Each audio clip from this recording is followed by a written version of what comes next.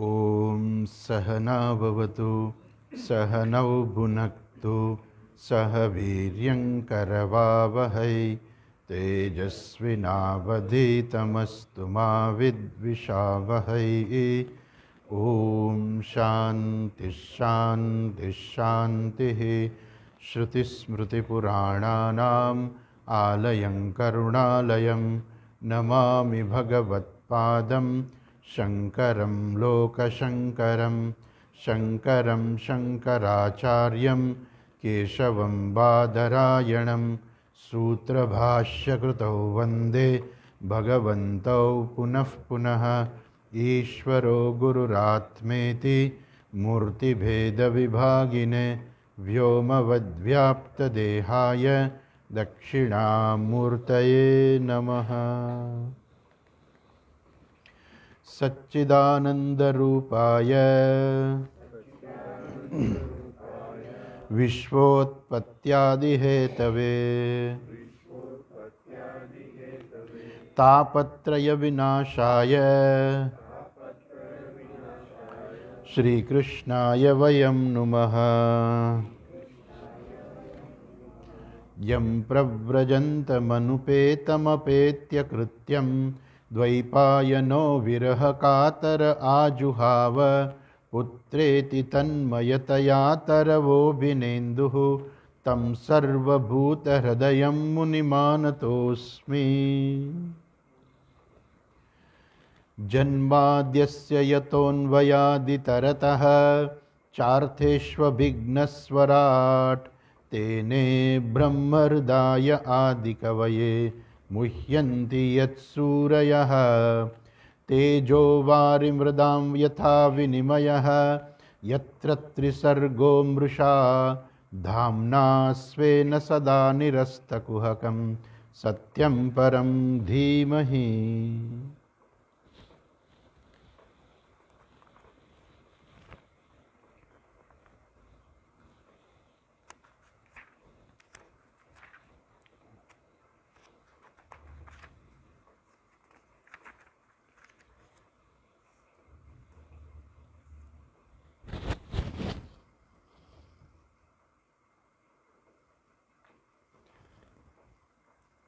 ગઈકાલે આપણે નારદજીનું ચરિત્ર જે છે જીવનનું જોતા હતા કે નારદજી જે છે એ જ્યારે એની માં જે છે એ મૃત્યુ પામે છે ત્યાર પછી નારદજી નાનકડા જ હતા, એકલા જ હતા, હવે એનું કોઈ આગળ પાછળ હતું નહીં, એટલે પછી ચાલી નીકળ્યા ઉત્તર દિશા તરફ.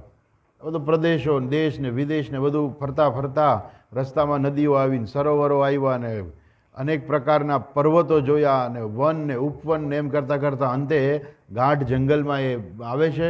ખૂબ થાકી જાય છે. નદીમાં સ્નાન કરી અને એક પીપળાના વૃક્ષની નીચે એ બેસી જાય છે. નદીમાં સ્નાન કરવાથી એનો થાક જે ઉતરી જાય છે અને પીપળાના વૃક્ષ નીચે બેસી અને પછી ભગવાનનું સ્મરણ કરે છે. કયું સ્મરણ કરે છે? કે જે પેલા યોગીઓએ જે એમને ઉપદેશ આપેલો એનું સ્મરણ કરે છે અને એનું હૃદય ભરાઈ આવે છે. ભગવાનને પ્રાપ્ત કરવાની અત્યંત એને ઈચ્છા થાય છે અને જાણે કે ભગવાન હૃદયમાં પ્રગટ થાય છે.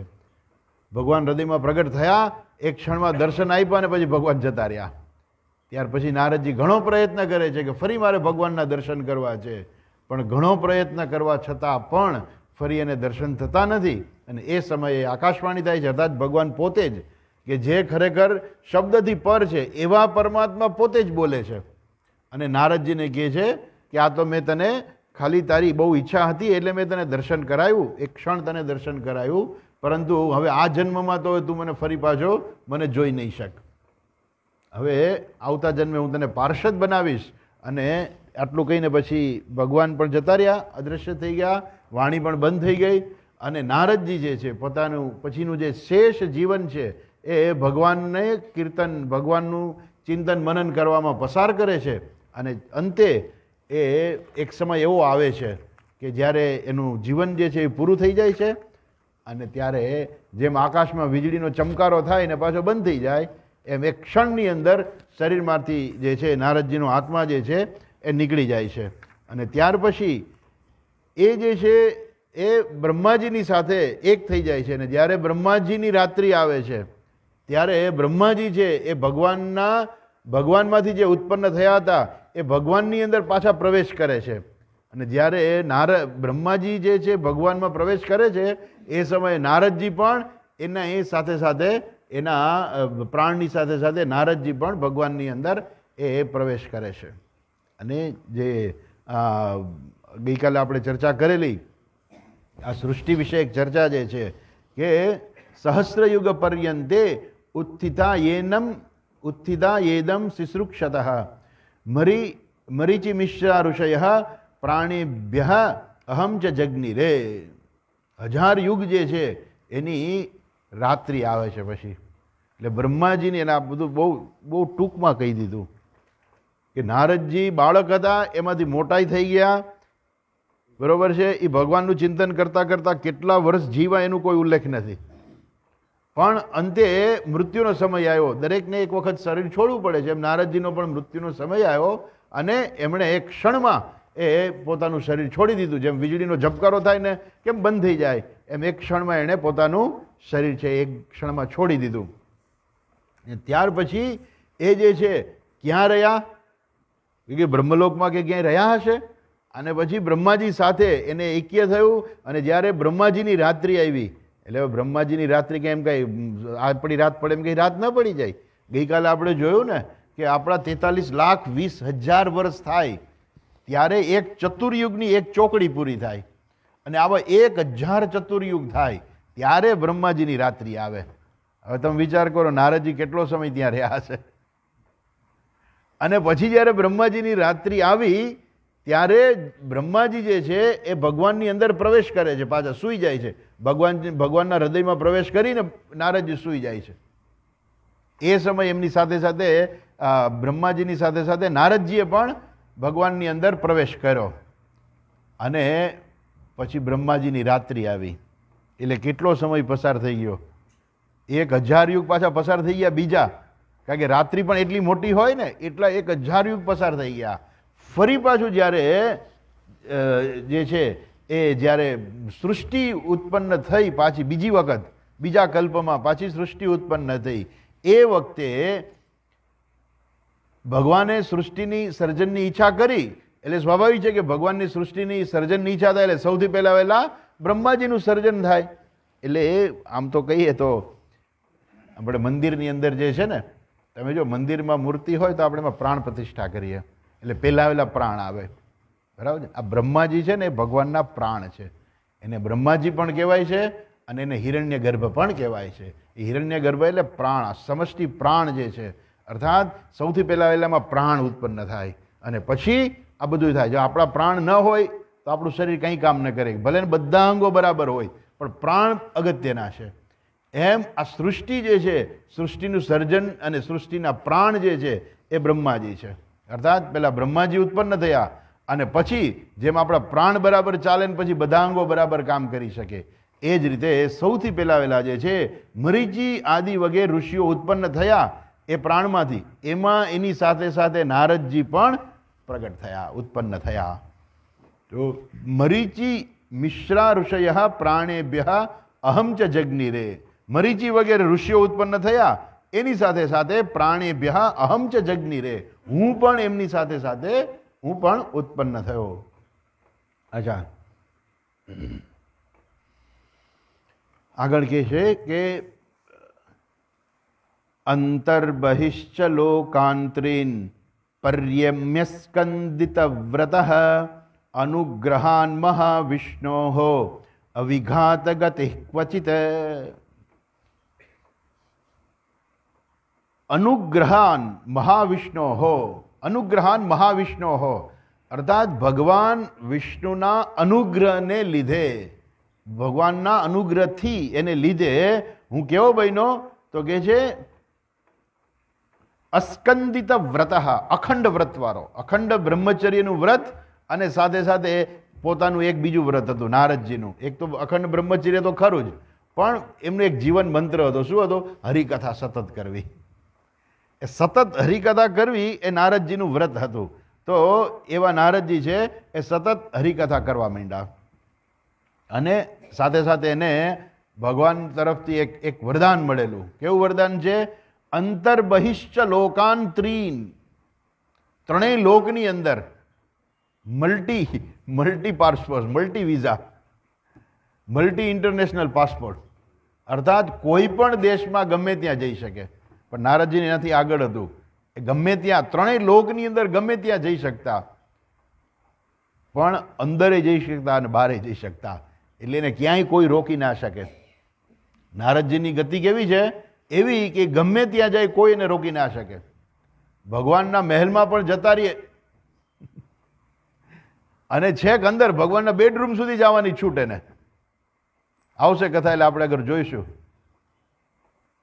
તો ભગવાનની છેક સુધી જાય ને કોઈને રોકી ન શકે. અને આ પેલા દ્વારપાળે રોક્યા હતા તો એને શ્રાપ મળ્યો તરત જ, કોઈ એને રોકી ના શકે નારદજીને. એટલે આવા જે નારદજી જે છે, અંતર બહિશ્ચ લોકાંતરીન પર્યમી એટલે મને પર્યટન કરવાની છૂટ હતી, ત્રણેય લોકની અંદર ગમે ત્યાં જાઉં. પણ એનું કાર્ય એક જ હતું, શું કરવાનું? હરિકથા. શ્રીમન નારાયણ નારાયણ હરિ હરિ, બસ ભગવાનનું નામ લેતા લેતા ફરવાનું બધી જ જગ્યાએ. અને એ રીતે એને વ્રત જે છે ભગવાનના એના આશીર્વાદ હતા, એને કારણે એ ત્રણેય લોકની અંદર અને બહાર એ વિચરણ કરતા હતા.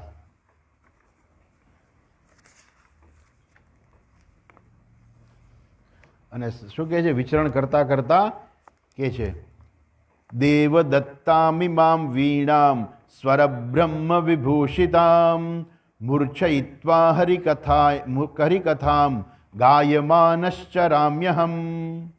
દેવદત્તામ ઇમામ વીણામ, ભગવાને સાક્ષાત ભગવાને આપેલી વીણા એ વગાડતા નારદજી. વીણા પણ વગાડતા, વીણા વગાડતા વગાડતા જાતા.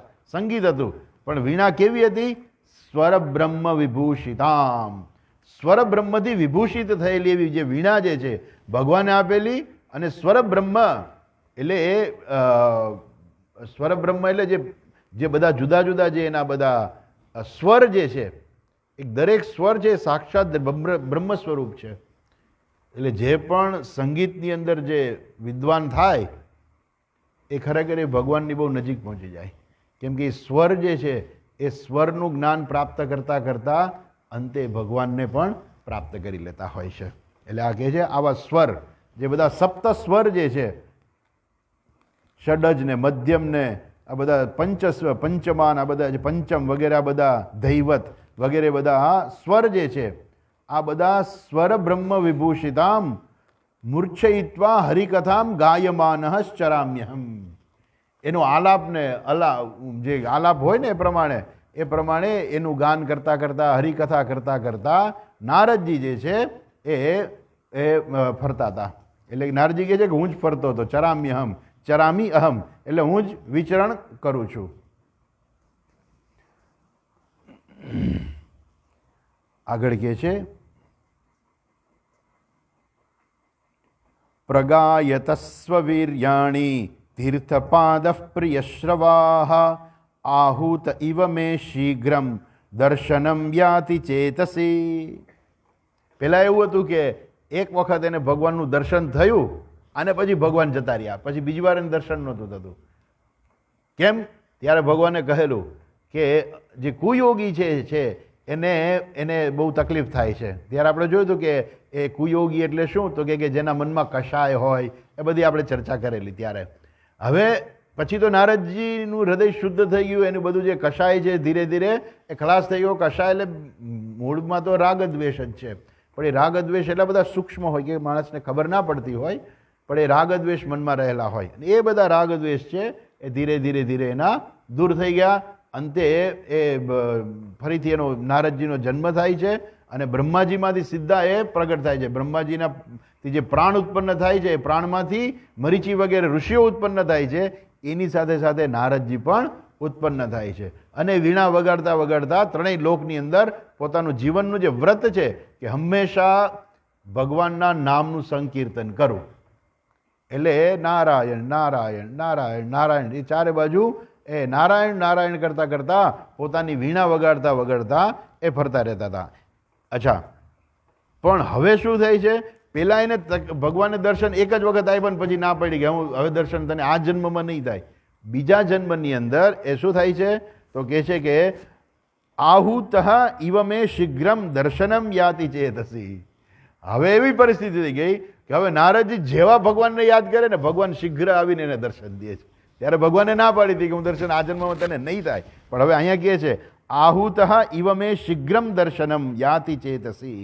એ ભગવાન જે છે એ જ્યારે હું બોલાવું ત્યારે એ મારા મનની અંદર આવી, મારા ચિત્તમાં ચિત્તમ ચેતસી દર્શનમ યાતિ. યાતિ એટલે આપે છે, મારા મનમાં એ આવીને તરત જ મને દર્શન આપે છે. પણ કેવા? પ્રગાયતઃ સ્વવીર્યાણી તીર્થપાદ પ્રિયશ્રવાહ. તીર્થપાદ, તીર્થપાદ જેના પગ છે એ તીર્થ સમાન છે, અથવા તો જેના પગમાંથી તીર્થ સમાન ગંગાજી નીકળે છે, એવા તીર્થ સમાન એવા પરમાત્મા છે. પ્રિયશ્રવાહ, જેમને પોતાનું યશનું શ્રવણ એ જ અતિ પ્રિય છે. આમ તો આપણે એમ કહીએ ને કે ભાઈ ગમે એનું આ ભગવાન છે ને, દરેક જીવની અંદર અંશ ભગવાનનો જ રહેલો છે, એમ દરેક જીવ પણ પ્રિયશ્રવાહ જ છે. કેમ કે એણે જે કંઈ પરાક્રમ કર્યું હોય એનું શ્રવણ એને બહુ ગમે, અને કોઈ કરે તોય ગમે. એમ ભગવાનને પણ ભગવાન કેવા છે? પ્રિયશ્રવાહ. એ ભગવાન પણ કેવા છે? એમનું યશનું ગાન જે કરે ને, ભગવાનના યશનું ગાન એ ભગવાનને બહુ ગમે.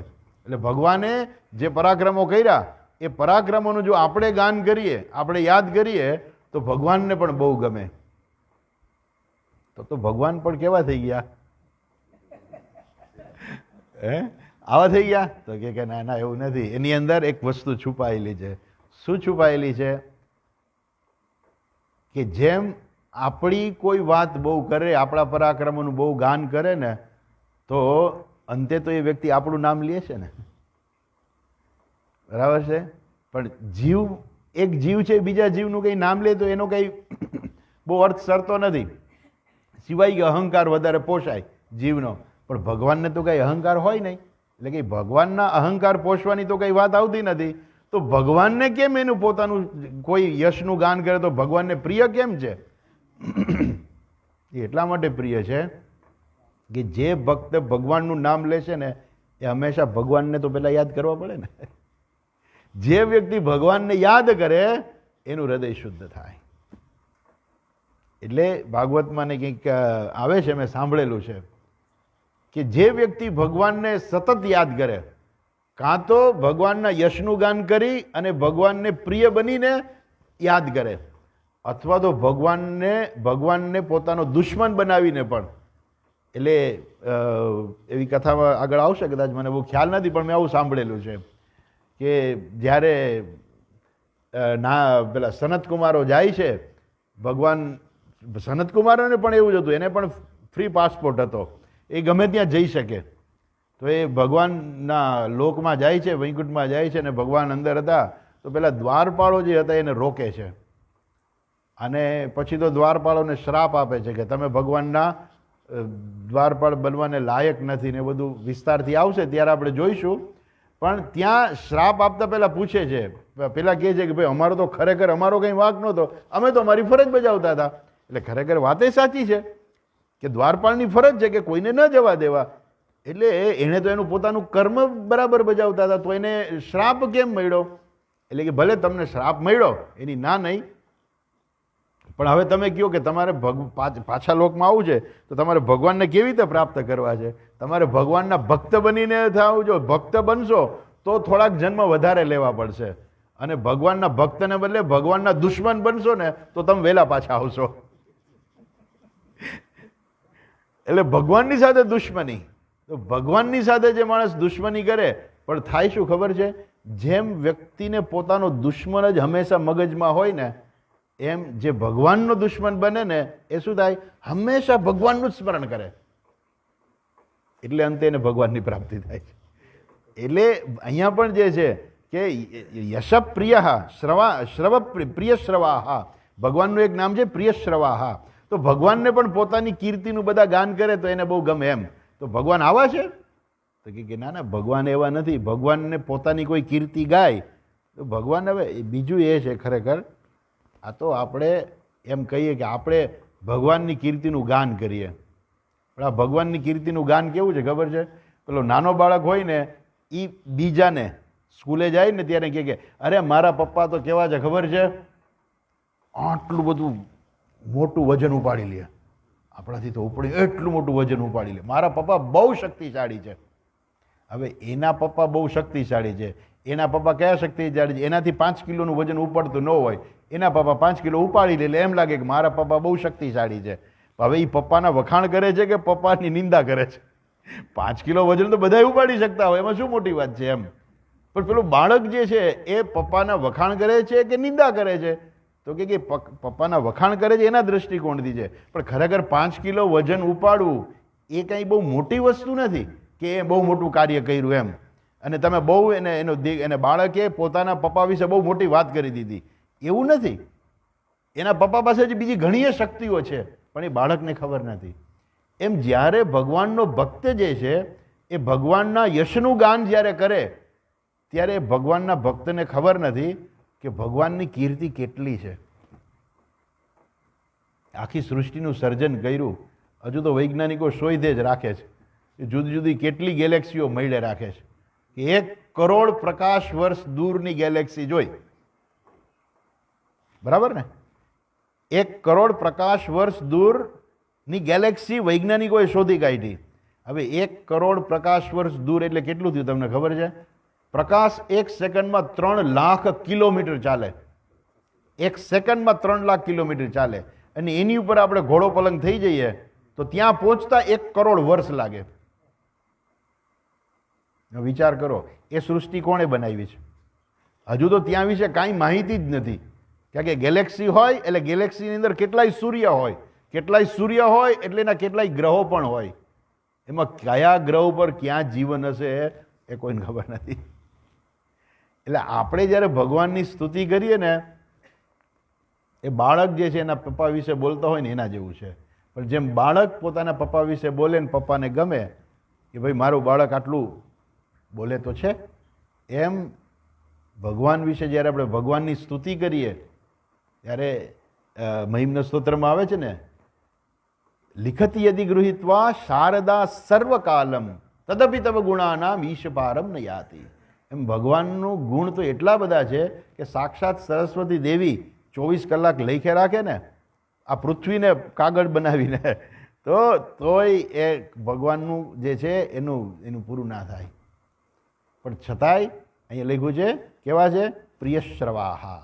ભગવાનને એની કીર્તિનું જે લોકો ગાન કરે ને એ ભગવાનને પ્રિય છે એટલા માટે કે એ વ્યક્તિ ભગવાનને યાદ કરશે. અને એની ભગવાનને યાદ કરવા એ પાછું કેવું છે ખબર છે? જે માણસ ભગવાનને યાદ કરે ને એ પોતાની જાતને ભૂલી જાય. અને ભગવાન એ જ ઈચ્છે છે કે તું તારી જાતને ભૂલી જા. પોતાની જાતને વધારે પડતી યાદ કરવી શું છે? એનો અહંકાર છે. એ અહંકાર જે છે એ ઓછો થાય. એટલે ભગવાનનું નામ લેવું, ભગવાનની લીલાઓનું ગાન કરવું, એનાથી વ્યક્તિ પોતાનો અહંકાર જે છે નબળો પડે, અહંકાર ઢીલો પડે, અહંકારને ગોબા પડે. એટલે જે મૂળ તો અહંકાર જે છે ને એ જ નડતર રૂપ છે મુક્તિ માટે.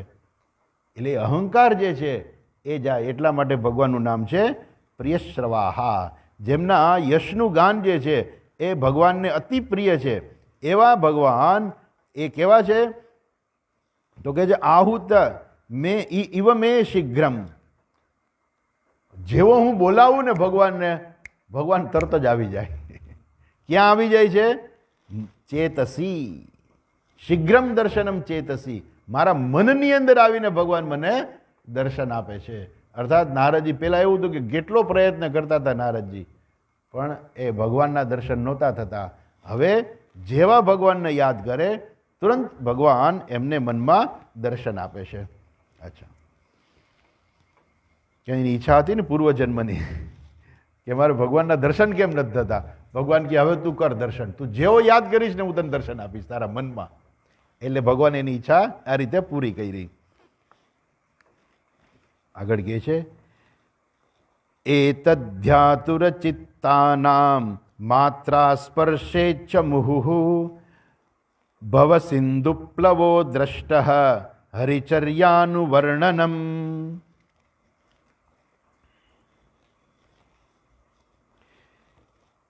માત્રા સ્પર્શે છયા મુહુ.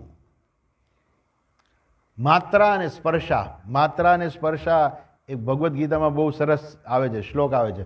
માત્રા સ્પર્શાસ્તુ કૌંતેય, માત્રા સ્પર્શાસ્તુ કૌંતેય. માત્રા અને સ્પર્શા, માત્રા એટલે વિષયો અને માત્રા એટલે ઇન્દ્રિયો અને સ્પર્શાહ એટલે વિષયો. માત્રા સ્પર્શાસ્તુ કૌંતેય સુખ દુઃખાહ સુખ દુઃખદાહ આગમાપાયિનો નિત્યાહ તાંત દીક્ષોભાઈ. આ માત્રા અને સ્પર્શા જે છે કેવા છે? આ વિષયોને જે છે બધા કેવા છે? એ સુખ દુઃખ આપનારા છે. આ જે વિષયો જે છે એ કેવા છે? તો કહે છે કે માત્રા સ્પર્શે છયા મુહુ યદ આતુર ચિત્તાનામ, યદ હિ આતુર ચિત્તાનામ. મોટા ભાગના મનુષ્યના ચિત્ત આવા જ હોય છે, આતુર ચિત્તાનામ. કેવા છે? જગતના પદાર્થો જેને જોઈ છે, વિષયોની ઈચ્છા જ ખૂબ હોય છે એને. આ જગતના પદાર્થો જલ્દી મળી જાય તો મને સારું, અને એને કારણે આતુર ચિત્તાનામ. આતુર, અત્યંત આતુર હોય. આતુર એટલે શું? મોટા ભાગે દુઃખી જ હોય. મને કેદી મળશે, મને દુઃખી જ હોય. કેમ દુઃખી જો? તો કે આ મને મળ્યું નથી ને આ મળ્યું નથી ને આ મળ્યું નથી, હજુ આ જોઈ છે ને આ જોઈ છે ને. આ બધા આતુર ચિત્તાનામ. એ બધા કેવા છે? માત્રા સ્પર્શે છયા મુહુ. વારંવાર એક ઈચ્છા પૂરી થઈને બીજી ઈચ્છા, બીજી ઈચ્છા પૂરી થઈને ત્રીજી ઈચ્છા. ઈચ્છાઓ કેવી છે? એકબીજીને ખો આપે એવી છે. પેલું નાનું બાળક હોય અને રમકડાની ઈચ્છા પૂરી થઈ તો કે હવે સાયકલની ઈચ્છા છે, 3 પૈડાવાળી સાયકલ. 3 પૈડાવાળી સાયકલની ઈચ્છા પૂરી થઈ, હવે 2 પૈડાવાળી સાયકલ જોઈ છે. 2 પૈડાવાળીની ઈચ્છા પૂરી થઈ તો હવે બાઇક જોઈ છે, સ્કૂટર જોઈ છે, બાઇક જોઈ છે. એ ઈચ્છા પૂરી થઈ તો હવે ગાડી જોઈ છે. ગાડી જોઈ છે તો નાની છે કે મોટી જોઈ છે, મોટી છે તો મારે કિંમતી જોઈ છે. હવે મારે એક પછી એક, આ તો ખાલી એક જ લાઈન બતાવી. આવી તો જીવનમાં અનેક માણસની ઈચ્છાઓ થાય છે. આ બધી ઈચ્છાને કારણે શું થાય છે? આતુર ચિત્તાનામ. એનું ચિત્ત જે આતુર રહે છે, આતુર એટલે દુઃખી જ રહે છે. આવા બધા જે છે કે વિષય ભોગની ઈચ્છાથી વારંવાર દુઃખી ચિત્તવાળા જે મનુષ્યો જે છે એના માટે ભવસિંધુ પ્લવો દ્રષ્ટ હરિચર્યાનું વર્ણનમ. હરિચર્યા, હરિચર્યા એટલે ભગવાને કરેલા જે કાર્ય જે છે એને કહેવાય હરિચર્યા. ભગવાને જ્યારે જન્મ લીધો હોય અને એ સમયે ભગવાન જે કર્મો કરે છે, જે પરાક્રમો કરે છે, કર્મ તો ભગવાનના આપણા દ્રષ્ટિકોણથી કર્મ કહેવાય, પણ ખરેખર તો ભગવાનની લીલા જે છે એ ભગવાને કરેલા જે કર્મો, જે ભગવાનની જે લીલાઓ જે છે ને એને કહેવાય હરિચર્યા. હરિચર્યાનું વર્ણનમ. એ ભગવાને લીલા જે કરેલી છે એનું જે વર્ણન જે છે એ જે માણસ સાંભળે એના માટે શું છે? ભવસિંધુ પ્લવો દ્રષ્ટા. ભવસિંધુ દરિયો પાર કરવા માટેની નૌકા છે, પણ કયો દરિયો? ભવસિંધુ. આ સંસારરૂપી સાગરને તરવા માટેનું વાહન છે. કયું વાહન છે? ભગવાનની લીલાઓનું શ્રવણ કરવું. ભગવાને જે લીલાઓ કરી છે એનું શ્રવણ કરવું એ શું છે? મનુષ્ય માટે કેવું છે? એ પ્લવ સમાન છે. પ્લવ એટલે વહાણ સમાન છે, હોડી સમાન છે. એટલા માટે હંમેશા ભગવાનની લીલાઓનું ચિંતન કરવું, શ્રવણ કરવું. આગળ કહે છે યમાદિભિર્યોગ પથૈ કામલોભહતો મુહુ મુકુંદ સેવયા યત્તત તથાત્માધાન શામ્યતિ. કામ લોભ હતો મુહુ. કામ અને લોભ આ માણસના જીવનમાં બે બહુ હોય છે. કામ એટલે અનેક પ્રકારની ઈચ્છાઓ, અને લોભ એટલે પોતાની પાસે વસ્તુ હોય તો બીજાને ના આપવી, એનું નામ લોભ. અને આ બધા કે હું મારા માટે જ છે બધી વસ્તુ, બીજાને કોઈને આપવું નહીં. જેમ નાનું બાળક હોય ને પોતાનું રમકડું બીજાને ન આપે. એટલે 2 બાળકો ભેગા થાય ને, બીજાના ઘરે જાય, એક બાળક છે બીજાના ઘરે જાય, એટલે જે સામેના ઘરવાળું બાળક હોય ને એને બધાને રમકડા બધા, જો મારી પાસે કેટલા રમકડા છે. પેલો કે મને આ રમવા જ, તો કે ના મારે એનાથી રમવું છે. તો કે કાંઈ નહીં, તો આ બીજું રમકડું મને રમવા દે. તો કે ના એનાથી મારે રમવું છે. એની મમ્મી કહે બેટા એક રમકડું તો દે. તો કે ના મારે બધાયથી રમવું છે. પેલા એ બાળકનું માનસ એવું હોય કે બીજાને રમકડું એક રમવા આપે જ નહીં. એનું નામ કહેવાય લોભ. અને આ વૃત્તિ જે છે ને એ મોટા થયા પછી ચાલુ જ રહે છે. એવું નથી કે નાના હતા બાળકમાં વૃત્તિ હતી. આ વૃત્તિ જે છે એ માતા પિતા જ્યાં સુધી એનું શમન ના કરે એટલે એને કહેવાય સંસ્કાર. માતા પિતા સંસ્કાર આપે કે બેટા તારી સમજાવે ને ધીરે ધીરે ધીરે સમજાવે કે બેટા તારી પાસે આ છે, તારી પાસે આ છે, પછી હું તને આ લઈ દઈશ, પછી તો તું આ બાળકને રમવા દે. એટલે એને બીજો લોભ બતાવશે ને તો એ આ રમકડું એને દેશે. કે જો તારે ઓલી સાયકલ લેવી છે ને તો કે હા, તો કે આ રમકડું એને રમવા દે તો આપ, તો આ લે રમક, તો તરત જ આપી દેશે. એટલે એ બાળકને માતા પિતા સંસ્કાર આપે તો એ લોભની વૃત્તિ જે છે ધીમે ધીમે ઘટતી જાય. પણ સંસ્કાર આપે તો, અને ન આપે તો પછી વધતી જાય. એટલે ઘણા બધા લોકોના જીવનમાં લોભની વૃત્તિ એટલી બધી હોય છે, એટલી બધી હોય છે કે પોતાની વસ્તુ એ કોઈને આપે જ નહીં. છેક સુધી, જ્યાં સુધી મરી ન જાય ત્યાં સુધી કોઈને આપે નહીં. મરી ગયા પછી દીકરાઓ છે ભલે પછી ઝઘડતા હોય, પણ એ દીકરાને એ આપે નહીં. પહેલે જીવતા છે ત્યાં સુધી આપી ના દે, કે એને લોભની વૃત્તિ અંદર રહેલી છે. એટલે આ બધા કેવા છે લોકો? કામ લોભ હતો મુહ. વારંવાર અનેક પ્રકારથી કામના અને લોભથી હણાયેલા જે લોકો જે છે એનું જે મન જે છે એને તમે સીધું યમ અને નિયમ તમે શીખવાડો ને તો યમ નિયમમાં સીધું એનું મન લાગે નહીં. યમ અને નિયમ સારા છે, બરાબર છે, પણ એનું યમ અને નિયમમાં મન લાગે નહીં. એટલે કે છે યમાદિ ભીર યોગ પથૈહી ન શામ્યતી. એનું મન જે છે આ યમ ને નિયમ ને બધું નું પાલન કરે પણ એનાથી એનું મનને શાંતિ નથી મળતી. એ મનને શાંતિ ક્યાંથી મળે છે? મુકુંદ સેવયા. ભગવાનની સેવાથી એનું મન જે છે શાંત થાય છે. કેમ કે ભગવાનની સેવાથી એક પ્રકારનો એક પ્રેમ જે છે ઉત્પન્ન થાય છે અને એક શાંતિ ઉત્પન્ન થાય છે કે હા મેં કંઈક કર્યું. એટલે પછી ભગવાનની સેવા એટલે શું એ પ્રશ્ન છે. એ લોકો ભગવાનની સેવા કરવી એટલે શું? એટલે પછી આપણે એમ કહીએ કે ભાઈ ઘરમાં એક લાલા રાખીને પછી ભગવાનને સેવા કરે એટલે એને નવડાવે ને એને કપડાં પહેરાવે, એને વસ્ત્ર આપે ને એને બધું રમકડા આપે ને બધું જાણે કે ભગવાનની સેવા કહી દીધું. એ ભગવાનની સેવા એ તો એક મૂર્તિમાં તમે નાનકડી મૂર્તિમાં તમે ભગવાનને જુઓ છો. પણ પછી એટલી મૂર્તિમાં કાયમ એમ જ જોઈ રાખવું?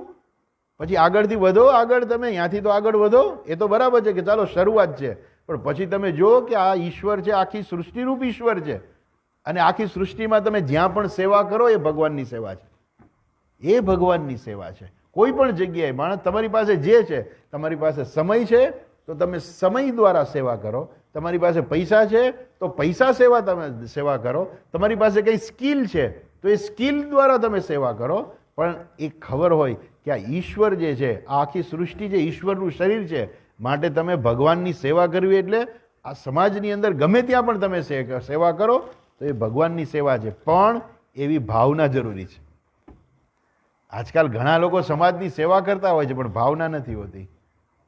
એ તો કે ગરીબ છે આપણે દો ને એને, હાલો ગરીબ છે એટલે દો, હા બરાબર, કાંઈ વાંધો નહીં, એનાથી પુણ્ય તો એને મળે જ છે.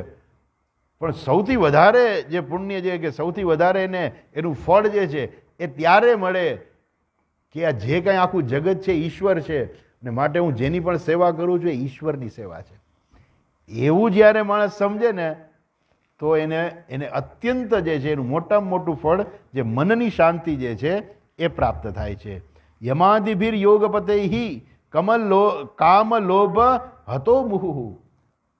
એ લોકો જે છે યમ નિયમ વગેરે જે છે એ એના માટે તો હજુ બહુ અઘી વાત રહી ગઈ.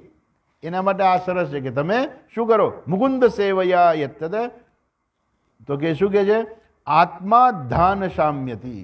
એ માણસનું જે મન જે છે એ ખાલી યમ અને નિયમથી મનની શાંતિ પ્રાપ્તિ થતી નથી. માટે ભગવાનની સેવા કરવી બહુ જરૂરી છે. કે છે આગળ સર્વમે તદિદમાખ્યાતમ યત પૃષ્ઠોહમ ત્વયા નઘ જન્મ કર્મ રહસ્યમ મે ભવતશ્ચાત્મતોષણમ. સર્વમ તદ ઇદમ આખ્યાતમ. આ હવે નારદજી કહે છે, વેદવ્યાસજીને કહે છે કે આ બધી મેં તમને વાત કરી. સર્વમ તદ ઇદમ આખ્યાતમ યત પૃષ્ઠોહમ ત્વયા નઘ. હે નિષ્પાપ એવા વેદવ્યાસજી, આ તમે મને પૂછ્યું હતું કે મારા જન્મનું શું થયું, હું બાળક હતો પછી શું થયું, તો હું બાળક હતો પછી આવું બધું બન્યું અને હું નારદ રૂપે આવી ગયો. અચ્છા, જન્મ કર્મ રહસ્યમ મેં, મારા જન્મ અને કર્મનું રહસ્ય જે છે, ભવતઃ ચ આત્મતોષણમ, તમારા મનની શાંતિ માટે. કેમ કે તમે મને પ્રશ્ન કર્યો હતો, તમારા મનમાં મારા જન્મ વિશેનો પ્રશ્ન હતો, એ મેં તમને તમારા મનને શાંતિ થાય એટલા માટે મેં તમને આ બધું વર્ણવ્યું. સૂત ઉવાચ એવં સંભાષ્ય ભગવાન નારદો વાસવી સુતમ આમંત્ર વીણામ રણયન્યવૌ યદૃચ્છકો મુનિ. સુતજી કહે છે, એવં સંભાષ્ય ભગવાન નારદ વાસવી સુતા, આ પ્રકારે વાસવી પુત્ર વ્યાસજીને આ પ્રકારે કહી અને આમંત્ર વીણા વગાડતા વગાડતા એ નારદજી છે ત્યાંથી યદૃચ્છિકો મુનિ, યદા ઈચ્છતિ, એની ઈચ્છા પ્રમાણે એ નારદજી છે દૈવ ઈચ્છાથી એ નારદજી છે વીણા વગાડતા વગાડતા એમની રજા લઈ અને ત્યાંથી ચાલી નીકળ્યા. પછી નારદજીએ રજા લઈ લીધી, કેમ કે હવે એની કાંઈ બીજું કાંઈ યદૃચ્છકઃ, હવે એની પોતાની કાંઈ આમ બીજી કોઈ ઈચ્છા હતી નહીં. સ્વપ્રયોજન સંકલ્પ શૂન્ય, ભગવાનની ઈચ્છા પ્રમાણે ચાલનારા જે છે એવા નારદજી હતા, એ આગળ ત્યાંથી જતા રહ્યા. હવે છેલ્લે કહે છે, અહો દેવર્ષિ ધન્યોયમ યત્કીર્તિમ શ્રાંગ ધન્વનઃ ગાયન માદ્યન્નિદમ તંત્ર્યા રમયત્યાતુરમ જગત. અહો દેવર્ષિ ધન્ય અયમ, અયમ એટલે આ દેવર્ષિ નારદજી છે ને એ ધન્ય છે. કારણ કે કેવા છે, શ્રાંગ ધન્વન યત કીર્તમ, એ શું કરે છે, શાંગ ધનુષ્યને એટલે અર્થાત ભગવાન જે છે એને ધારણ કરનારા હરિની જે છે શ્રાંગ ધન્વા, ભગવાનનું એક નામ છે શ્રાંગ ધન્વા. ભગવાન શ્રી કૃષ્ણ જે છે એ જ્યારે યુદ્ધ કરતા ત્યારે ધનુષ્ય બાણ ધારણ કરતા ત્યારે એના ધનુષ્યનું નામ સારંગ હતું અને એના ઉપરથી ભગવાનનું નામ પડ્યું શ્રાંગ ધન્વનઃ. શ્રાંગ ધન્વા, એવા શ્રાંગ ધન્વનઃ એ ભગવાન જે છે એવા ભગવાનની કીર્તિ જે છે, યત કીર્તિમ એ ગાયન માધ્યમ નિદમ તંત્ર્યા, એનું ગાન કરતા કરતા વગાડતા વગાડતા વીણા વગાડતા વગાડતા એ શું કરે છે, ત્યાંથી નારદજી જે છે એ જતા રહ્યા અને એના વીણા દ્વારા એ ગાયને શું કરે છે, એ વીણા વગાડીને ભગવાનના નામનું કીર્તન કરીને એ શું કહે છે, આખા જગતને રમયતી, આતુરમ રમયતી, અર્થાત જગતને આનંદિત કરે છે. કેમ કે ગમે ત્યાં જાય, નારદજી વિશે ઘણી બધી કથાઓ આપણે સાંભળેલી છે અને પહેલાં પણ મેં તમને કહી હતી કે પેલું ભગવાનના ગળામાં એ જે શિવજીના ગળામાં જે માળા જે છે, ખોપરીની માળા કોની છે, એના માટેથી નારદજી જાય છે ને પછી અંતે જે માતાજીના મનમાં કંઈ પણ પેલું શંકાને હતું એ બધું નિવારણ કરી નાખે છે. તો નારદજી છે એ ત્રણેય લોકમાં વિચરણ કરે છે, ભગવાનનું નામ લેતા લેતા વિચરણ કરે છે અને આખા જગતને આનંદિત કરે છે. આ રીતે ઇતિ શ્રીમદ ભાગવતે મહાપુરાણે પારમહંસ્યામ સંહિતાયામ પ્રથમ સ્કંદે ષષ્ઠો અધ્યાય. આ પ્રકારે અહીંયા છઠ્ઠો અધ્યાય પૂરો થયો. હવે સાતમો અધ્યાય શરૂ થાય છે. અથ સપ્તમો અધ્યાય, હવે સાતમો અધ્યાય છે. આ અધ્યાય મુખ્ય કેવો છે, તો કે હવે આમાં બધી મહાભારતની કથા શરૂ થાય છે. અને મહાભારતની કથા ક્યાંથી શરૂ થાય છે કે પરીક્ષિતનો જન્મ થયો એ પહેલાં જે ઘટના બની ગઈ એ ઘટનાનું વર્ણનને છે એ બધું આ અધ્યાયમાં આવશે. અને શરૂઆતમાં બીજી ચર્ચા છે, આપણે જોઈએ. આ અધ્યાયનું મુખ્ય જે છે લખ્યું છે અશ્વત્થામા દ્વારા દ્રૌપદીના પુત્રોનો વધ તથા અર્જુન દ્વારા અશ્વત્થામાને દંડ એ અધ્યાયનો આ મુખ્ય વિષય છે. શૌનકજી કહે છે, શૌનક ઉવાચ નિર્ગતે નારદે સૂત ભગવાન બાદરાયણ શ્રુતવાન તદભિપ્રેતમ તતઃ કિમકરોદ વિભુઃ. હવે શૌનકજી પાછા મૂળ વાત ઉપર આવી જઈએ. હવે શૌનક ઋષિ જે છે એ પાછા સૂતજીને પૂછે છે કે નિર્ગતે નારદ સૂત, હે સૂતજી, જ્યારે નિર્ગતે નારદે, જ્યારે નારદજી છે ત્યાંથી જતા રહ્યા ત્યારે ભગવાન બાદરાયણ શ્રુતવાન તદભિ અભિપ્રેતમ કિમ અકરોદ વિભુઃ. ભગવાન બાદરાયણ એટલે વેદવ્યાસજી એ જે છે એણે આ નારદજીએ જે બધું કહ્યું, આટલું બધું સાંભળ્યું કે નારદજી એને સલાહ આપીને કે તમે હવે ભગવાનની કથાઓનું વર્ણન કરો, ભગવાને કરેલી લીલાઓનું તમે વર્ણન કરો. એ જ્યારે નારદજીએ સલાહ આપી તો પછી નારદજીનો અભિપ્રાય આ હતો, તો પછી કર્યું શું? વેદવ્યાસજી એ પ્રમાણે કર્યું કે કંઈ નહીં?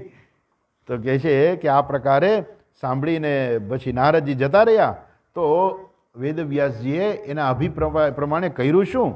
ત્યારે સૂતજી કહે છે, સૂત ઉવાચ બ્રહ્મ નદ્યામ સરસ્વત્યામ આશ્રમ પશ્ચમી તટે શમ્યા પ્રાસ ઇતિ પ્રોક્ત ઋષિણામ સત્રવર્ધન.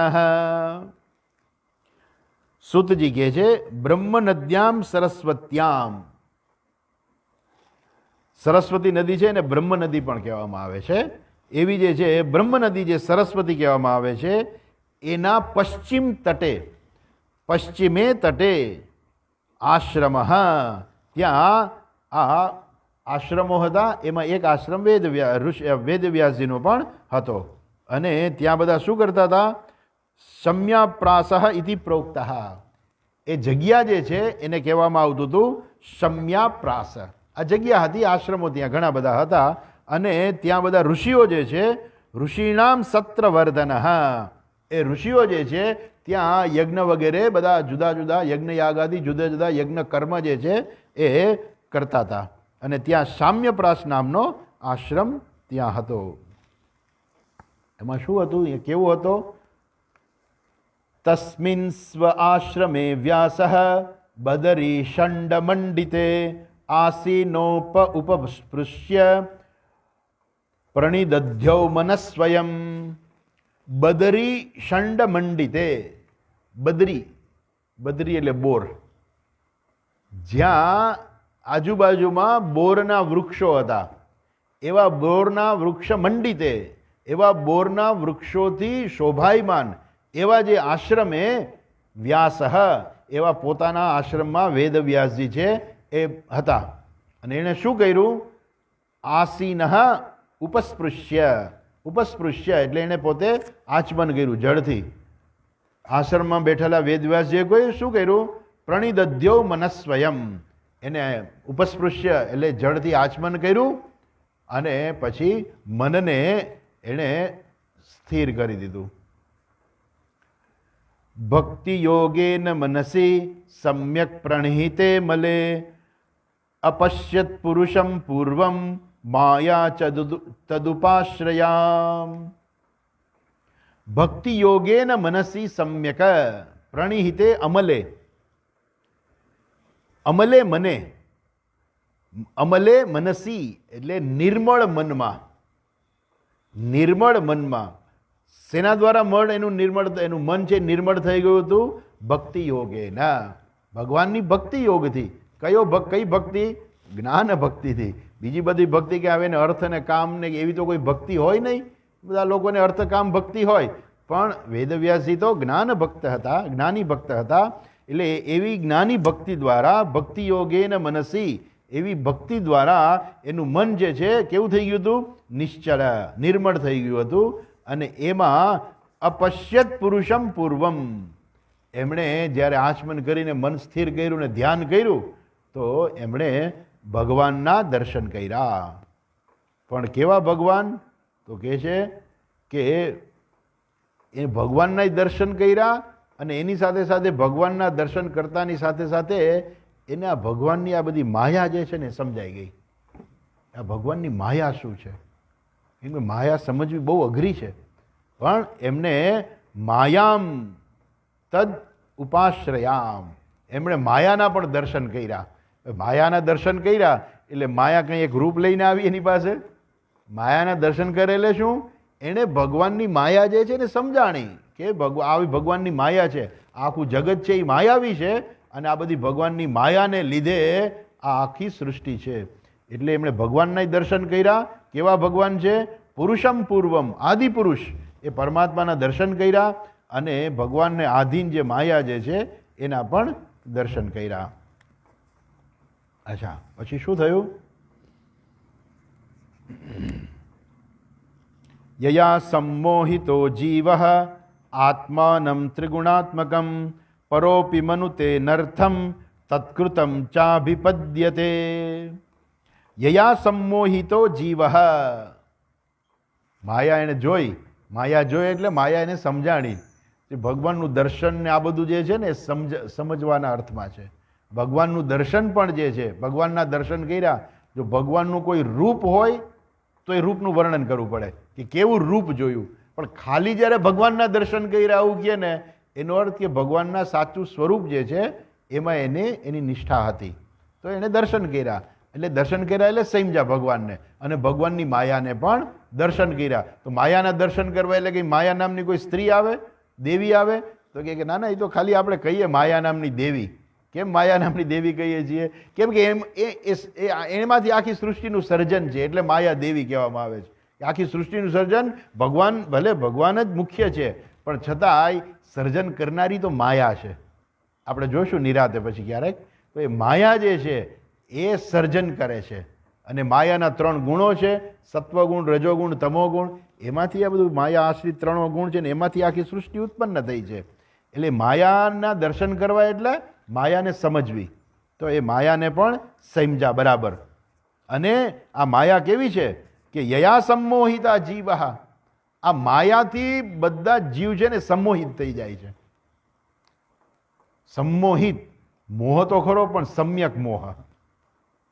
આ મોહ કેવો છે કે અમુક મોહ એવો હોય ને માણસને સમય જતાં ઉતરી જાય. કે માતા પિતાએ ના પાડી હોય કે બેટા આ છોકરી તારા માટે સારી નથી. એના માતા પિતાને અમે ઓળખીએ છીએ, આ છોકરીને ઓળખીએ છીએ, એના સ્વભાવને ઓળખીએ છીએ, એ તારા માટે યોગ્ય નથી. પણ છતાં એને છોકરી પ્રત્યે પ્રેમ થયો અને પછી લગ્ન કરે. ઘણીવાર તો 1 વર્ષમાં જ બધો મોહ ઉતરી જાય છે. એટલે આજે કોર્ટની અંદર કેટલા બધા છૂટાછેડાના કેસ પડ્યા છે. એ મોહ ઉતરી ગયો, બધો પૂરું થઈ ગયું. પહેલાં મોહ હતો એટલે લગ્ન કર્યા અને પછી મોહ ઉતરી ગયો. એટલે કેટલોક મોહ એવો હોય છે માણસને કે આ જન્મમાં ઉતરી જાય છે. જગતના પદાર્થો વિશે, આ તો ખાલી એક સ્ત્રી વિષયક મોહ છે, પણ જગતના પદાર્થો વિષયક પણ ઘણો બધો મોહ હોય છે કે આ પદાર્થ મને સુખી કરી શકે. દાખલા તરીકે કે પૈસા છે મને સુખી કરી શકે, એવો ઘણાઈને મોહ હોય. પણ જ્યારે રેડ પડે ને ત્યારે બધો મોહ જતો રહે. ત્યારે જેલના સળિયા દેખાય એટલે ના પાડી દે કે આ પૈસા મારા નથી. અરે ભાઈ, તમારા ઘરમાંથી આ કરોડો રૂપિયા મળ્યા છે, એ ક્યાંથી આવ્યા? એ મોહ હતો એટલે કરોડો રૂપિયા ભેગા કર્યા ને સંતાડ્યા. પણ જ્યારે રેડ પડી ત્યારે બધો મોહ જતો રહ્યો પછી કે આ તો મને જેલમાં નાખશે. એટલે એ પૈસાનો મોહ જતો. એટલે ઘણો મોહ એવો હોય છે માણસને કે આ જન્મમાં જાય છે, અને ઘણો મોહ એવો હોય છે. એટલે અહીંયા કહે છે સંમોહિત. સંમોહિત એટલે સમ્યકપણે મોહિત. એટલે બહુ સરળતાથી આ ઘટના બને માણસનો મોહ જતો રહે. પણ આ માયાનો મોહ એવો છે, અર્થાત આ અજ્ઞાન એવું છે કે માણસનું જીવન નહીં, અનેક જન્મો પસાર થઈ જાય ને તો પણ આ મોહ જાતો નથી. એ એક જ થી મોહ જાય. એનાથી વિરુદ્ધ શું છે? જ્ઞાન. જેવું જ્ઞાન પ્રાપ્ત થાય ને એટલે અજ્ઞાન રૂપી માયા જે છે એ જતી રહે, પછી જ જાય. પણ એ પેલા જાય નહીં. માણસ ગમે એટલા પ્રયત્ન કરે, ગમે એટલા શીર્ષાસન કરે. પેલા કહે ને કે ખિસ્સામાં પેલા આપણા સાબુદ્દીન રાઠોડ કહેતા હતા કે એક ભાઈએ કીધું કે ભાઈ મારે તો છે ને એમ કે ખિસ્સામાં સોપારી લઈને હિમાલયમાં જઈને ઊંધા માથે તપશ્ચર્યા કરવી છે. કે પેલા આવું બધું આકરું તપ એ શેના માટે કરવી છે? પછી કે હવે અહીંયા ટાઢનું લખવું આવશે ને તો મરી જાઓ એ કે, એના કરતાં અહીંયા કે એમ એટલી બધી ઠંડી લાગે અહીંયા, તો કે હા, તો આપણે ને જ જવું. એટલે માણસ જે મોહિત હોય ને એ શું થાય કે એનું સંમોહન જે છે ક્યારેક આ જન્મમાં જતું રહે, પણ ગમે એટલું કરે બીજું માણસ.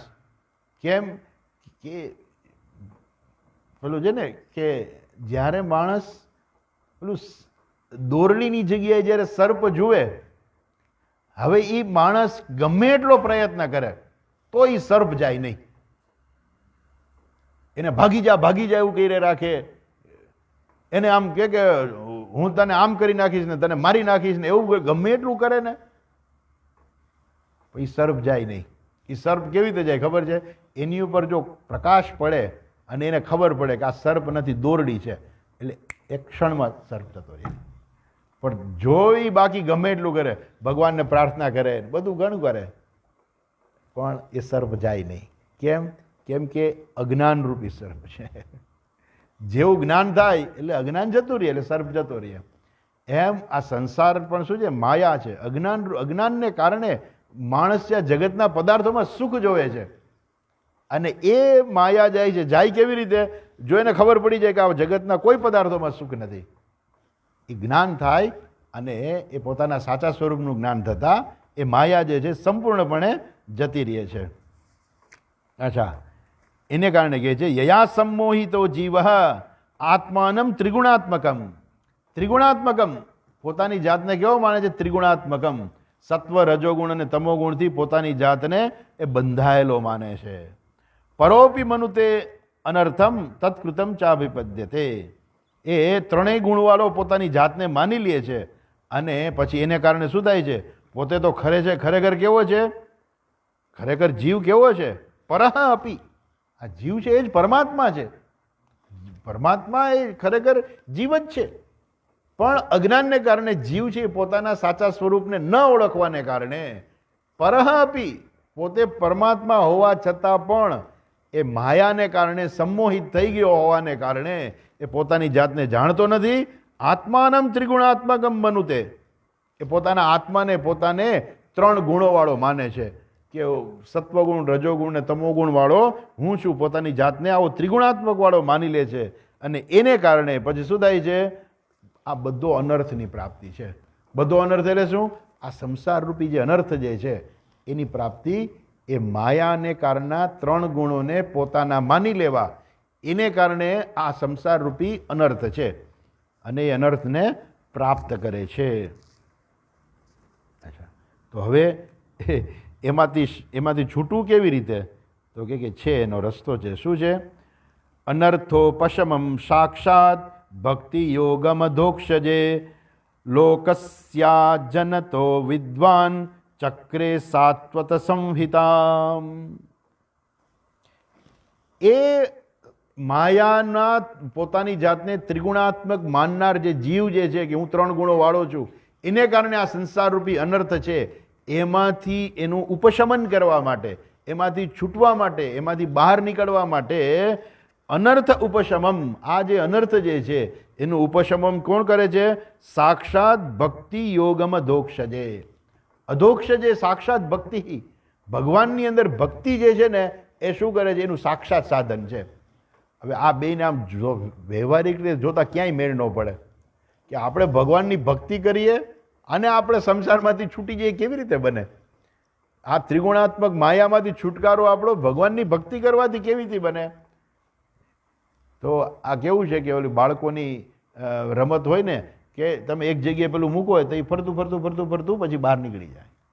જેમ આપણે એમ કહીએ કે ભાઈ આની પહેલાં મેં એક વખત વાત કરી હતી કે પેલા વિરમગામ છે બહુ મોટું જંકશન હતું, અને ઘણી બધી ટ્રેનો જે છે બોમ્બેથી બધી જે ટ્રેનો આવતી ને એ બધી વિરમગામ અટકી જતી, કેમ કે વિરમગામ સુધી બ્રોડગેજ હતું, અને વિરમગામ પછી સૌરાષ્ટ્રમાં તમારે ગમે ત્યાં જવું હોય ને તો પછી તમારે ટ્રેન બદલવી પડે અને તમારે મીટર ગેજમાં જવું પડે. એટલે હવે થઈ શું ગયું ખબર છે? વિરમગામ છે ને ગાંડાનું ગામ થઈ ગયું હતું. શું કામ હે? તો કે બોમ્બે, સુરત, વલસાડ બધે જ્યાં પણ ગાંડાઓ હોય ને તો લોકો શું કરે? ગાડીમાં ચડાવી દે ને. હવે એ ગાડી જે છે એક વખત એને ગાડીમાં ચડાવી દે ને પછી વાત પૂરી થઈ ગઈ. પછી માણસ વિરમગામમાં જ ઉતરે. કેમ કે વચ્ચે તો કે ઉતરે નહીં, અને વિરમગામમાં ગાડી પૂરી થઈ જાય એટલે પેલો બેઠો રહ્યો એક બાજુ, પછી ઓલો સાફ સફાઈ કરવા વાળો માણસ હોય એ આવીને એને ઉતારે કે ભાઈ ઉતરી જા, હવે અહીંથી ગાડી ક્યાંય આગળ નથી જવાની, ઉતરી જાય હેઠો તું.